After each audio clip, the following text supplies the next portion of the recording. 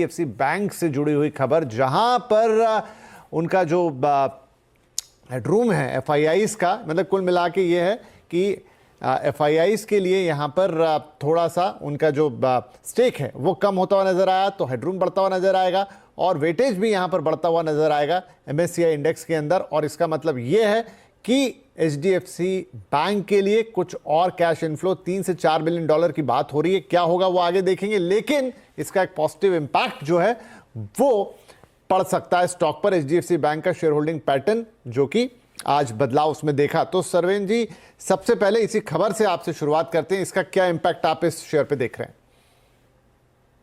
देखिए, I think जो अब यहाँ से सबसे बड़ा चैलेंज एचडीएफसी बैंक के लिए टेक्निकली वो होने वाला है वो ये है कि भाई क्या हम ये 1750 वाला हर्डल अब निकाल सकते हैं। देखिए, गुड न्यूज आ गया और अब आप ये मान के चलिए कि ये गुड न्यूज या ये जो सेटअप्स है ये लास्ट 15-20 दिन से डेवलप हो रहे थे, तो ये तो कोई ऐसी अननोन, इसमें बहुत ज्यादा अननोन चीज नहीं थी। तो मुझे लगता है कि इसीलिए आप देख रहे हैं कि स्टॉक ने एक बढ़िया रैली की 1400 पर 1500 के लेवल से जो अब ये 1720-30 के आसपास आ गया है। आई थिंक एक बहुत बढ़िया इसने रैली की है। अब आप इसका देखिए कि 2-2.5-3 साल से क्या किया है इसने। बहुत ज्यादा 1730-1750 के बाद जाके टिक नहीं पाता है, मतलब मंथली क्लोजेस उसके बियॉन्ड नहीं आते हैं और वहां पे अटकता है। तो मैंने लास्ट शो में भी यही किसी ने पूछा था, तो मैंने यही बोला था कि भाई नए समीकरण, नए रिस्क रिवॉर्ड, तो मैं देखूंगा कि 1750 का डिसाइसिव ब्रेकआउट हो जाए वॉल्यूम लेड। अब आपको यहाँ से एक वॉल्यूम लेड ब्रेकआउट चाहिए जहां पे डिलीवरीज जाएं, डिलीवरीज चेंज ऑफ हैंड्स हो और बाजार एक वॉल्यूम से ब्रेकआउट करे, नया नया एनर्जी, नए फ्रेश हैंड्स इसके अंदर घुसे। तो आई थिंक वो हम अब कल और परसों में डेफिनेटली अगर वो चीज होनी है तो 1-2 दिन में हो सकती है, और नहीं भी होनी है तो भी 1-2 दिन में क्लैरिटी आ जाएगी। तो आई थिंक नेक्स्ट 1-2 दिन जो है बहुत ज्यादा क्रूशियल है एचडीएफसी बैंक के लिए और बैंक निफ्टी के लिए भी, दोनों के लिए आई थिंक बहुत इंपॉर्टेंट है। ठीक है सर, तो ये तो बात हो गई क्योंकि ये खबर अभी भी आई, इसलिए मैंने कहा आपका रिएक्शन पहले ले लें। तो अब ओवरऑल अब कल के मार्केट की बात कर लेते हैं। कल आज तो देखिए कंसोलिडेशन वाला दिन रहा, बाजार में कुछ खास हुआ नहीं, सुस्ती भी थी और कुछ कुछ जगह तो हमने देखा कि काफी ही मामला नरम रहा। लेकिन कल के लिए आप कैसा मूड देखते हैं? देखिए, यहाँ इंपॉर्टेंट चीज ये है कि जब निफ्टी लास्ट 3-4 दिन से एकदम शॉर्ट टर्म पिक्चर की, क्योंकि हम जब कल के बाजार की बात कर रहे हैं तो शॉर्ट टर्म पिक्चर थोड़ी देखनी पड़ती है। तो लास्ट 2-3 दिन से अगर आप देखें, निफ्टी ग्रेजुअली नए हाई रखते जा रहा है, मे बी जो भी 20-30-40 पॉइंट से नए हाईज रख रहे हैं, और बैंक निफ्टी उसी दरमियान थोड़े थोड़े लोअर हाईज रखते जा रहा है। तो लास्ट 4-5 दिन के सेशंस देखें तो मुझे अब लग रहा है कि एक थोड़ा सा दोनों में डिस्कनेक्ट वापस से आ गया जो पहले से चल रहा था। तो लग तो यही रहा है कि भाई निफ्टी बहुत ज्यादा 24,500 के 24,200 के ऊपर टिक नहीं पा रहा है फिलहाल। बैंक निफ्टी बहुत ज्यादा 52,500 के ऊपर नहीं जा रहा लास्ट 2 दिन से। तो ये इमीडिएटली कल के लिए मुझे लगता है हर्डल्स रहेंगे। बैंक निफ्टी के मुझे नहीं लगता कि बहुत ज्यादा 52,500 के ऊपर कहीं एक्सपायरी आनी चाहिए, और निफ्टी में मुझे लगता है कि 52,200 के बहुत ज्यादा ऊपर जाके एक्सपायरी नेक्स्ट 1-2 दिन में नहीं आएगी। तो ये 1-2 दिन का व्यू है कि ये हर्डल्स रहेंगे, और थॉट यही है कि आप रिस्क रिवॉर्ड मैट्रिक्स के बीचों बीच है। 23,500 से 24,500 तक का हमको लगता है एक रेंज रहेगी, उसके आप तकरीबन बीचों बीच हैं। तो मुझे लगता है थोड़ा सा 200-300 पॉइंट गिरावट अगर निफ्टी में आती है तो रिस्क रिवॉर्ड वापस से बढ़िया हो जाएंगे लेने के। बट फिलहाल न्यूट्रल रिस्क रिवॉर्ड हैं, और मुझे लग रहा है कि नेक्स्ट 1-2 दिन में एक छोटी सी गिरावट, जहां आप एक 150-200 पॉइंट निफ्टी में आप शेड कर सकते हैं, और तकरीबन 300-400-500 पॉइंट आप बैंक निफ्टी में शेड कर सकते हैं। ठीक है जी। ऐसे में सरवेन जी, कुछ पर्टिकुलर शेयर्स जहां आपकी नजर रह सकती है? जी देखिए, फार्मा आईटी जैसे हमने डिस्कस भी किया हुआ है। देखिए, वो वहां पे अब आपको एक्शन और मूवमेंट दिखा और चल भी गया। अब एक फार्मा नेम जो लग रहा है कि काफी एक लंबे कंसोलिडेशन के बाद चलने की आज कोशिश कर रहा है लास्ट 1-2 दिन में, वो है लुपिन। मुझे लगता है कि यहाँ ब्रेकआउट्स अगर मेटेरियलाइज हो गए, जो हमें लग रहा है कि भाई यहाँ पे ब्रेकआउट्स हो जाएंगे, तो आप मुझे लगता है कि लुपिन आपको ऊपर में तकरीबन 1695-1700 के लेवल्स आपको लुपिन में ऊपर में आते हुए दिख सकते हैं। तो किसी को यहाँ पे ट्रेड करना है तो आई थिंक यहाँ पे बाय करके नेक्स्ट 1-2 दिन के लिए चल सकते हैं। 1594 पे आप एक स्टॉप लॉस यहाँ पे एक जरूर लेके चलेंगे। और उसके बाद के जो 2 ट्रेड्स हैं, क्योंकि मैंने बोला कि बाजार अटका हुआ है और लग रहा है कि 1-2 दिन के लिए नेक्स्ट थोड़े करेक्शंस आने की उम्मीद ज्यादा लग रही है, तो नेक्स्ट दोनों सेल है, वो दोनों शेयर्स जो है वो सेल है। पहला है वेदांता मेटल स्पेस में, जहां मुझे लगता है कि कहीं नीचे में 442-445 के टारगेट्स यहाँ नीचे में आ सकते हैं। 466.10 पे आप एक स्टॉप लॉस रखिए। मुझे लगता है यहाँ पे आपको 1-2 दिन थोड़ा नीचे में गिरावट में कमाने के मौके मिलेंगे। और एक लार्जर जो थीम हम ऑलरेडी आपके शोज पे है और चैनल पे डिस्कस कर चुके हैं कि भाई देखिए, क्रूड मुझे लगता है कि जब 70-72 था तभी से हम कह रहे हैं कि भाई ये वापस 90-95 जाएगा। तो क्रूड चल चुका है, तो आई थिंक जिनको रॉ मटेरियल के तौर पे लगता है उनमें टायर स्टॉक्स आ जाते हैं। वहां मुझे लगता है अपोलो टायर नेक्स्ट 1-2 दिन के लिए मुझे लगता है करेक्शन यहाँ आ सकते हैं। 510-515 के टारगेट्स आपको नीचे में अपोलो टायर्स के लिए आते हुए दिखने चाहिए। स्टॉप लॉस आप एक 547.60 पे लगा के यहाँ पे रखेंगे और इसमें सेल का ट्रेड रिकमेंडेड है। ठीक है जी, तो 3 स्टॉक जिसमें से 2 सेल के रिकमेंडेशन और एक बाय का। एक तो आपके सामने अपोलो टॉयर्स, जहां पर आपके लिए टारगेट्स होंगे 510 के और स्टॉप लॉस होगा 547.60 का। बेच के चलेंगे आप अपोलो टायर्स को। इसके अलावा वेदांता में भी बिकवाली की ही सलाह है, जहां पर आपके लिए टारगेट होगा 445 का और 466.10 यानी 466 रुपये 10 पैसे पे स्टॉप लॉस लगेगा आपका। और एक बाई की भी सलाह यहाँ ल्यूपिन में खरीदारी की सलाह दे रहे हैं और 1695 के टारगेट्स हैं और 1594 का यहाँ स्टॉप लॉस है। ठीक है जी, तो ये तो हो गई कल की बात। कौन से शेयर्स पे रखेंगे नजर, कौन सा सेक्टर कैसा करेगा और ओवरऑल मार्केट की तस्वीर कैसी दिखाई देगी। अब वक्त है आपके इंडिविजुअल सवालों का। राइट, पहले कॉलर है हमारे मुकेश नाहर साहब, जो अंकलेश्वर गुजरात से हमें कॉल कर रहे हैं। मुकेश जी, बहुत स्वागत है आपका। क्या सवाल रहेगा? हाँ जी, मेरा सर सवाल है जियो फाइनेंस।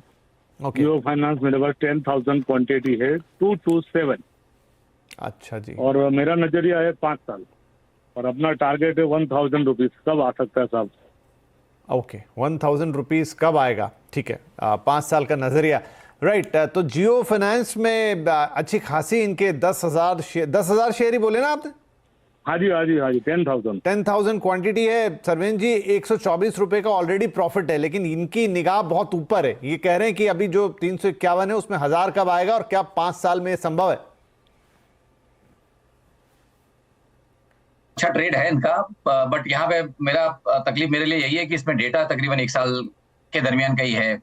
अमूमन तो बहुत ज्यादा अभी 3-4 साल की प्रोजेक्शन नहीं दे सकता, बट ये थॉट तो डेफिनेटली है कि इसका एक 350 के आसपास एक बार ये इसके लेवल से निकल जाते हैं तो आई थिंक डेफिनेटली यहाँ पे अटक रहा है। तो अगर ये 350-355 के लेवल निकलते हैं तो साइकोलॉजिकल राउंड नंबर जो 400 का आएगा, आई थिंक वो इंपॉर्टेंट है। तो in the longer term time frame जो ये पूछ रहे हैं, नेक्स्ट 3 से 6 महीने में मुझे लगता है कि स्टॉक को कुछ भी करके 394-400 के ब्रेकआउट्स करने पड़ेंगे अगर इनकी सूरत अगर डेवलप होनी है।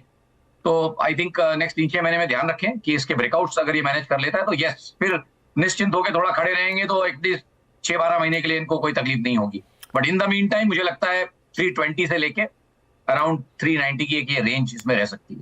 ठीक है, 320 से 390 की रेंज दिख सकती है और अगर ये 350 वाला थोड़ा स्तर टूटता आगे जाता है इससे तो फिर 400 रुपए तक ही जाता दिखाई देगा। ये करीब 8 से 12 महीने की बातचीत कर रहे हैं सरवेन जी। और लगे हाथों एक डिस्क्लेमर आपको दे देते हैं यहाँ पे कि इस वक्त आप जो चैनल यानी CNBC आवाज़ देख रहे हो नेटवर्क 18 का हिस्सा है, जिसका स्वामित्व और प्रबंधन रिलायंस इंडस्ट्रीज के हाथों में है, जिससे ये शेयर भी रिलेटेड है।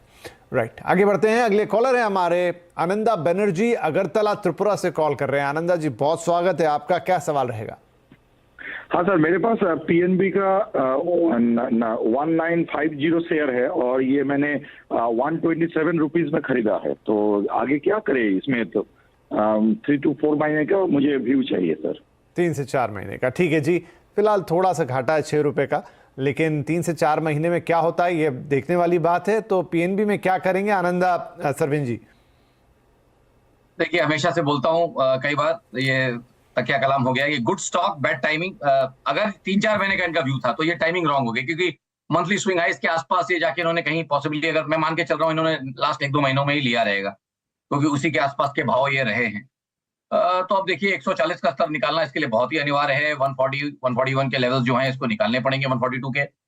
उसके बाद ही नए समीकरण लगेंगे। जैसे कि मैंने अभी जियो फाइनेंस के केस में भी बोला कि इन दैट मीन टाइम ये निकालता है, तब तक मुझे लगता है कि इसमें 100 रुपए से लेके 140 रुपए की रेंज रहेगी। 3 से 6 महीने पॉसिबली वो रेंज ट्रेड करेंगे, उसके बाद कहीं इनके पैसे बन सकते हैं। तो 3 से 6 महीने के हिसाब से तो मुझे लगता है कि 3 महीने तो इनके इसी कंसोलिडेशन में निकल जाएंगे।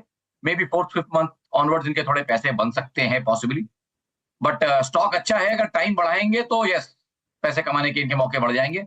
तो मेरी राय रहेगी कि इस स्टॉक को अगर लिया है और अगर इसको आराम से होल्ड कर सकते हैं, 100 के नीचे जाने में भी इनको, 100 तक जाने में इनको तकलीफ नहीं है, तो इसको 12 महीने प्लस का टाइम दें, ऐसा मेरा सजेशन रहेगा। ठीक है आनंदा जी, तो रखिए, अगर पॉसिबल है तो 12 महीने रखेंगे तो आपके लिए बेहतर है। अदरवाइज आप छोटे यानी 3 से 4 महीने में जो कह रहे थे, तो सरवेन जी बता रहे हैं कि 100 से 140 के बीच की रेंज रहेगी।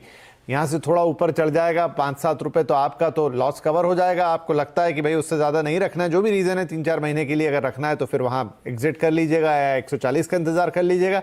एल से अगर लंबा रख सकते हैं तो फिर रखिए करीब साल भर, और वहां पर आप प्रॉफिट की उम्मीद लगा सकते हैं पीएनबी से, बड़े प्रॉफिट की। ठीक है जी, तो दोनों तरह की सिचुएशन में आपके लिए सलाह हो गई। अगले कॉलर रूप नारायण मंडल साहब आसाम से कॉल कर रहे हैं। मंडल साहब बहुत स्वागत है, क्या शेयर्स ले रखे हैं आपने? विपिन सर नमस्कार। नमस्ते सर।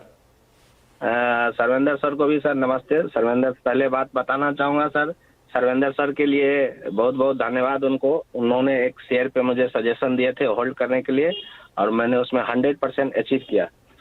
बहुत बहुत मुबारक हो भाई आपको, और शो देखते रहिए, हम तो यही बोल सकते हैं। जी सर, जी और सर, हमें प्यार करते रहिए। शो देखता रहता हूँ सर।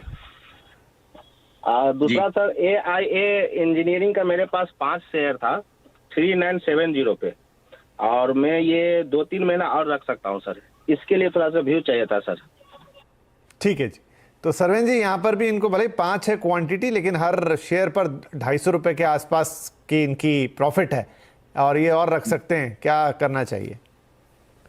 देखिए, ट्रेडिंग स्टॉक है, और इन्होंने जो टाइम फ्रेम मुझसे पूछ लिया 3-6 महीने, वो मेरे लिए मेरा short term trading time frame ही रहता है। तो मेरे हिसाब से एक शॉर्ट टर्म जब व्यू लेते हैं तो उसमें बहुत ज्यादा कुछ करने की कई बार गुंजाइशें नहीं रह जाती। स्टॉक काफी चला हुआ है, और आप पहले ये समझ के चलिए कि मेरे लिए मुश्किल इसलिए हो जाता है कि ये स्टॉक कभी कभी तो 20-30 हजार शेयर दिन के ट्रेड होता है।